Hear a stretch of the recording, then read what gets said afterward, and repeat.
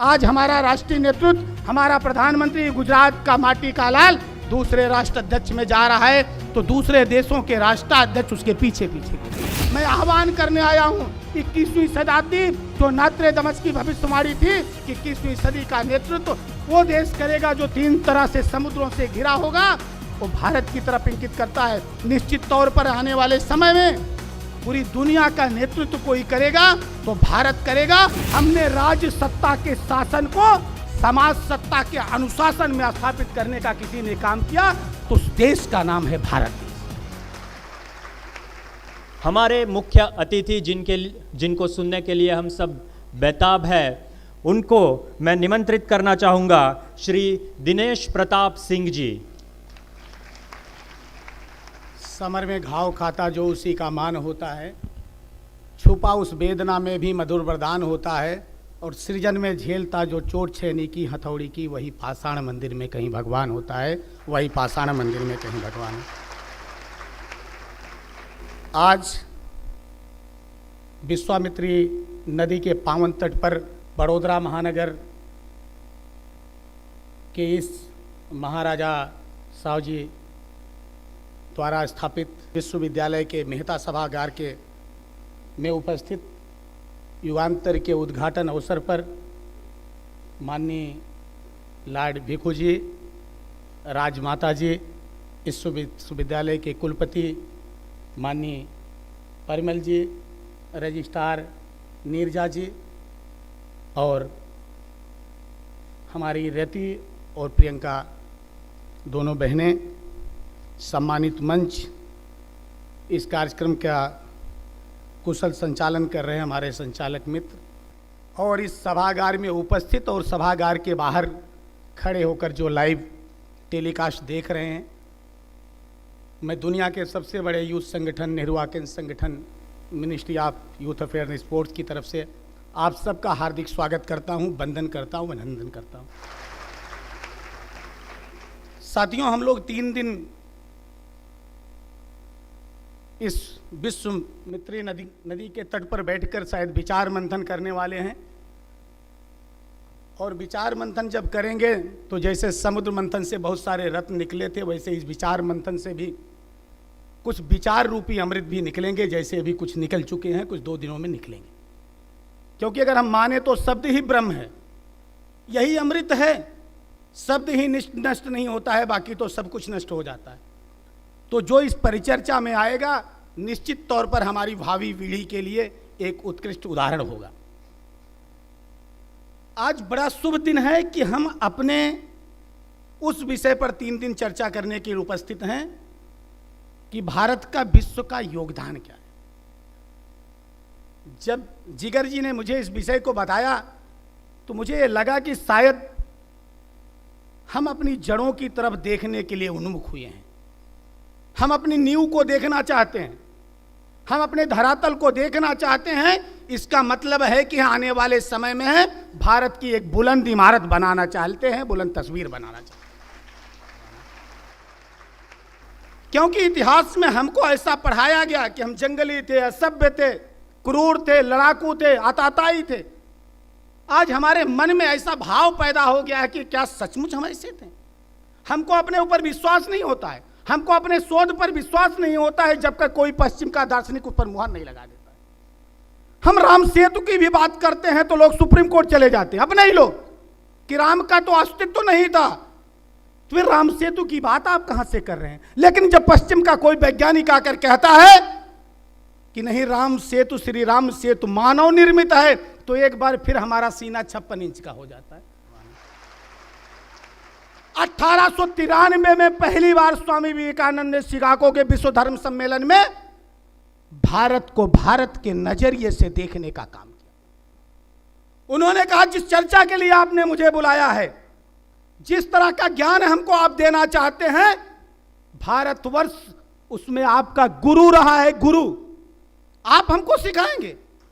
हम जंगली थे, हम आतताई थे, मुझे कोई भी व्यक्ति खड़ा होकर बता दे हमने किसी देश पर आक्रमण किया? हां, अपने अपने स्वाभिमान के लिए जंगल में रहना स्वीकार किया, घास की रोटी को खाना स्वीकार किया, लेकिन हमको अधीनता को स्वीकार करने में हमने गुरेज किया। छोटे छोटे बच्चे दीवार में चुन गए, लेकिन वो अपने स्वाभिमान के कारण, ये वो मुल्क है, वो ये देश है, ये वो राष्ट्र है जो कभी समझौता नहीं किया। अगर हम शिक्षा की बात करें, जब दुनिया में पहला विश्वविद्यालय स्थापित हुआ, उस समय हमारे यहाँ 1856 गुरुकुल किए चला करते थे। तक्षशिला और नालंदा हमारे विश्वविद्यालय दुनिया के सर्वोच्च शिक्षा के विश्वविद्यालय हुआ करते थे, और एक एक गुरुकुल में 10,000 से 20,000 छात्र पास होकर जाते थे। हमको आप शिक्षा का उपदेश देने आए हैं, जो अपनी गिनती 1 से 9 तक पहुंचने के बाद भूल गए कि 1 2 3 4 5 6 7 8 9 के बाद हम करें क्या। तो भारत सामने आके कहा कि ये लो जीरो है जो आपके मान को 10 गुना बढ़ा देगा।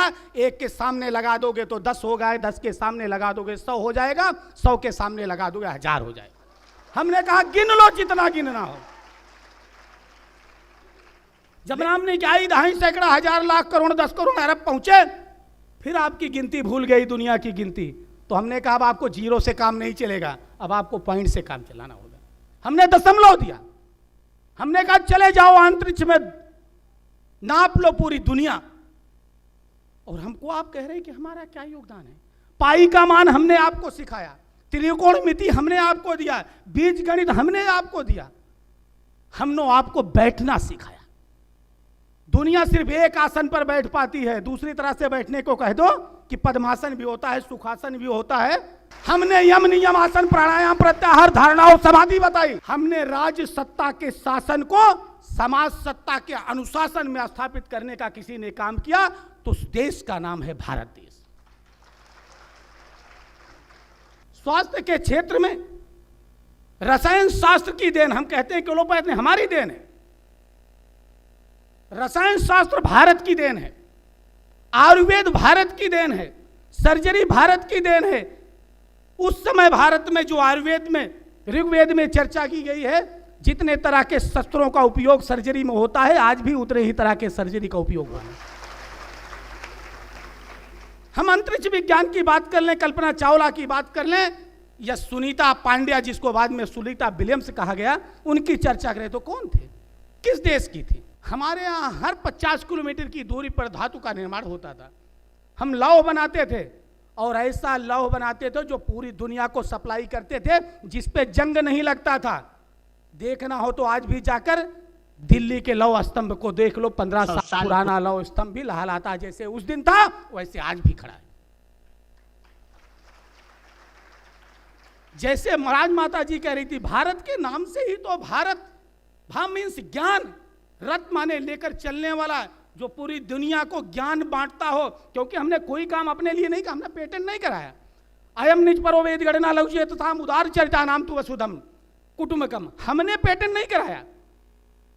वायुयान शास्त्र की बात हमारे यहाँ है, हमारे वेदों में है, हमारे ऋग्वेद में पुष्पक विमान की चर्चा है, और जिसको बाद में लोगों ने पेटेंट कराया, उसके पहले तो हम जहाज को उड़ाकर उतार चुके। दुनिया को पहली बीमा योजना की जानकारी भारत ने दी। जब व्यापार हुआ करते थे नाव पर, जब माल एक राज्य से दूसरे राज्य को जाते थे, तो राजा टैक्स के रूप में कुछ पैसे लेते थे उनको सुरक्षित पहुंचाने के लिए। अगर कोई नुकसान होता था तो राज परिवार उसका भरण करता था। योग की चर्चा मैंने की, कपिल, कराद, गौतम और पातंजलि जैसे ऋषि जो पैदा हुए, जिन्होंने हमको सिर्फ शारीरिक सुख की बात नहीं की, हमारा शरीर कैसे निरोगी रह सकता है, शरीर के साथ साथ हमारा मन कैसे स्वस्थ रह सकता है, और मन के साथ साथ हमारा आत्मा कैसे आनंदित हो सकता है, उसका उपाय अगर किसी ने बताया तो हिंदुस्तान के इन वैज्ञानिकों को, जिनको हम ऋषि कहते हैं, यही तो वैज्ञानिक थे, यही तो शोधकर्ता थे, और पूरी दुनिया को रास्ता दिखाने का काम हमने किया है। मैं आपसे एक निवेदन करने के लिए आया हूं कि भारत को भारत के नजरिए से देखिए, भारत को भारत के चश्मे से देखिए। भारत ने जो दुनिया में सबसे बड़ा जो इसका योगदान है, भारत ने दुनिया को दृष्टि दी। आंखें उनके पास थी लेकिन दृष्टि नहीं थी, नजर उनके पास था लेकिन नजरिया नहीं था। हमने पूरी दुनिया को दृष्टि दी, हमको ने रास्ता दिखाया कि बहन भाई का संबंध हो सकता है, बाप बेटे का संबंध हो सकता है, पति पत्नी का संबंध हो सकता है, मित्र का संबंध हो सकता है। इस संबंधों का जाल अगर किसी ने बुना तो हिंदुस्तान ने बुना, भारत देश ने मिला। हमको भारत देश में पैदा होने का अभिमान होना चाहिए, गौरव होना चाहिए। हम हर बात के लिए पश्चिम को देखते हैं। पश्चिम को देखोगे तो क्या होगा? एक आदमी सुबह सुबह चला जा रहा था, सूर्योदय का समय था, पश्चिम की तरफ जा रहा था, तो थोड़ी दूर जाता है तो देखता है उसकी परछाई उसके आगे आगे जा रही है, तो थोड़ा तेज कदमों से चलता है कि परछाई को पीछे कर दूं। वो जितनी तेज कदमों से आगे जाता है, परछाई उतनी ही तेज और बढ़ती जाती है। वो दौड़ने की स्थिति में आ जाता है, फिर भी परछाई दौड़ती रहती है। वो भागने की स्थिति में आ जाता है, परछाई उसी के समकक्ष भागने लगती है। वो परेशान। उधर दूसरी दिशा से एक आदमी आता है, इसको देखता है, हाँफता दौड़ता है, चला जा रहा है। अरे भाई रुक जाओ, क्या बात है? उन्होंने कहा भाई बात पूछो मत, मैं पिछले कितने घंटों से परेशान हूं कि परछाई मेरे पीछे चले। हमने सारे यत्न कर लिए, लेकिन मैं जितनी तेज दौड़ता हूं, जितनी तेज दौड़ता हूं, परछाई उतनी तेज ही मेरे आगे चल रही है। तो उसने कहा, अरे मूर्ख, तू सिर्फ अपनी दिशा बदल, तो पश्चिम की तरफ मत देख, तो पूरब की तरफ देख। जैसे वो व्यक्ति अपनी दिशा बदलता है, व्यक्ति आगे हो जाता है और परछाई पीछे। आज आवश्यकता है हमको अपनी दिशा बदलने की। आपसे एक विनती और करनी है। युगांतर जो है, युगों का अंतर है।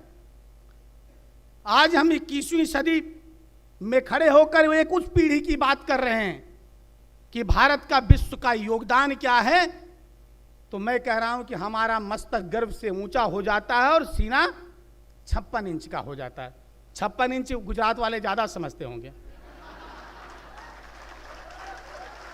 साथियों, जो मैं चर्चा कर रहा था कि अगर आज के 500 और 1000 वर्षों के बाद फिर कोई युगांतर ऐसे होगा, आने वाली पीढ़ी, हमारी संतति ऐसे बैठकर चर्चा कभी करेगी कि इस समय हमारा क्या योगदान था, तो मैं कभी कभी चिंतित हो जाता हूं। क्या उस समय के इतिहास में यह तो नहीं लिखा जाएगा कि एक विश्वविद्यालय के मैदान में हम ये चर्चा करते थे कि भारत तेरे टुकड़े होंगे इंशाअल्लाह इंशाअल्लाह, भारत तेरी बर्बादी तक जंग रहेगी जादी, अब चल हम शर्मिंदा हैं, तेरे कातिल जिंदा हैं। क्योंकि चर्चा तो होगी ही ना। शब्द अगर ब्रह्म है तो मिट तो सकते नहीं ना। इसलिए मैं आपसे निवेदन करने आया हूं। उस समय 1893 में बड़ौदा की धरती से एक लाल पैदा हुआ था, स्वामी विवेकानंद।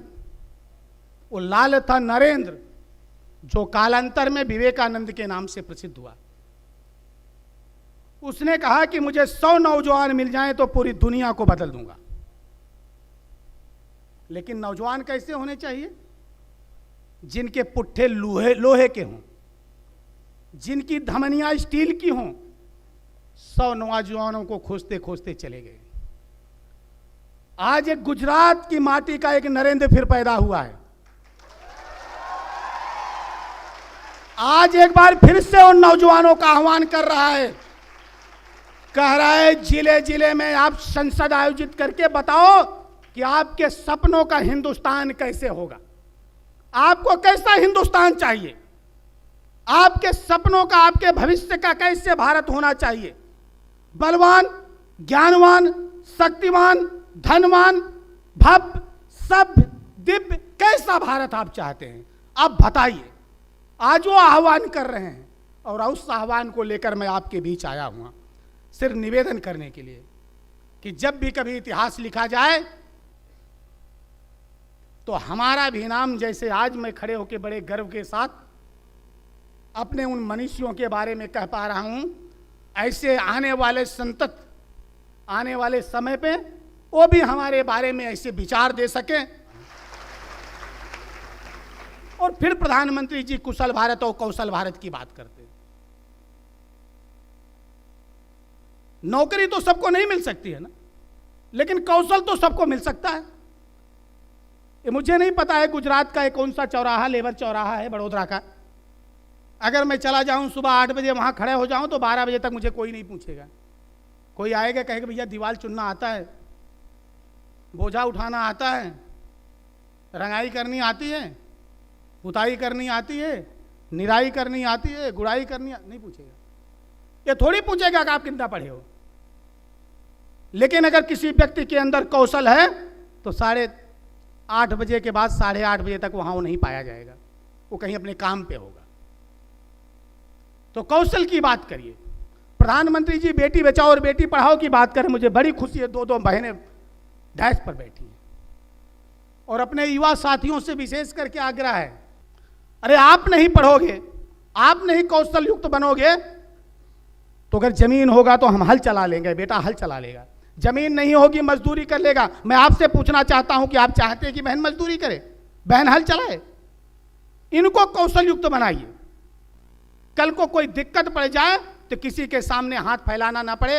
अंत में मैं एक बात कहकर अपनी बात को समाप्त करना चाहूं। यही पीढ़ी है, जब जब विश्व या समाज को आवश्यकता पड़ी है, नौजवान आकर उस समय पूरे विश्व का नेतृत्व किया है। कुरुक्षेत्र के मैदान में जब भगवान श्री कृष्ण ने अपना पांचजन्य फूंका था तो वृद्ध नहीं युवा थे। गुजरात के माटी के लाल महात्मा गांधी ने जब रंग भेद के खिलाफ अपने आल को अग्नि के दावानल में समर्पित किया था तो उस समय वो वृद्ध नहीं युवा थे। बिहार की धरती से जयप्रकाश नारायण ने जो संपूर्ण क्रांति का उद्घोष किया था तो वृद्ध नहीं युवा थे। शिकागो के धर्म सम्मेलन में जब स्वामी विवेकानंद ने वेदांत धर्म का उद्घोष किया था तो उस समय वो वृद्ध नहीं। महात्मा बुद्ध ने जो अपने नवजात शिशु को अपनी प्रिया की गोद में सौंप कर अद्वितीय शांति के पथ पर अग्रसित हुए थे तो वृद्ध नहीं युवा थे। महावीर स्वामी ने जब शांति के पथ पे सबको सत्य और अहिंसा का उपदेश देने के लिए निकले थे तो वृद्ध नहीं युवा थे। भगवान राम ने जब अपने पिता के आदेश को मानकर युवावस्था में गृह त्याग करके राजपाट त्याग करके 14 वर्ष तक वन वन भटके थे तो वृद्ध नहीं युवा थे। भाई लक्ष्मण जब अपने भातृ धर्म का निर्वहन करने के लिए अपने भाई के साथ अपनी पत्नी को घर पर छोड़कर वन के लिए प्रस्थान किए थे तो वृद्ध नहीं युवा थे। माँ सीता जब अपने प्रतिव्रता धर्म का निर्वहन के लिए अपने सास और ससुर से अनुमति लेकर अपने पति के साथ बिना चप्पल के घर की राजकुमारी हुई थी, 14 वर्षों तक वन वन भटकी थी तो वृद्ध नहीं युवा थे। महाराजा भरत जो अपने आप को भाई आदर्श भाई कैसे हो सकता है, उसके पैर को खड़ाओं को राज सिंहासन पर रखकर 14 वर्ष तक राज किया था तो वृद्ध नहीं युवा थे। चंद्रशेखर आजाद, सुभाष चंद्र बोस, रानी लक्ष्मीबाई, तात्या टोपे, जिनका भी नाम ले लीजिए आप, बीर अब्दुल हमीद, चंद्रशेखर आजाद जिन्होंने मादरे वतन के लिए हंसते हंसते फांसी के फंदे को चूमा था या अपने आप को अपनी ही गोली से अपनी कनपटी से अपने आप को शहादत के मुकाम पर पहुंचाया था तो वृद्ध नहीं युवा थे। आज जब इस बड़ोदरा के एमएस विश्वविद्यालय के मेहता सभागार में जब मैं आह्वान करने के लिए खड़ा हूं तो मैं देख पा रहा हूं कि यहाँ बैठे हुए हमारे साथी वृद्ध नहीं नौजवान हैं। आपका आह्वान करने आया हूं कि एक बार आप उठो, एक बार अपने पुरुषार्थ को जानो।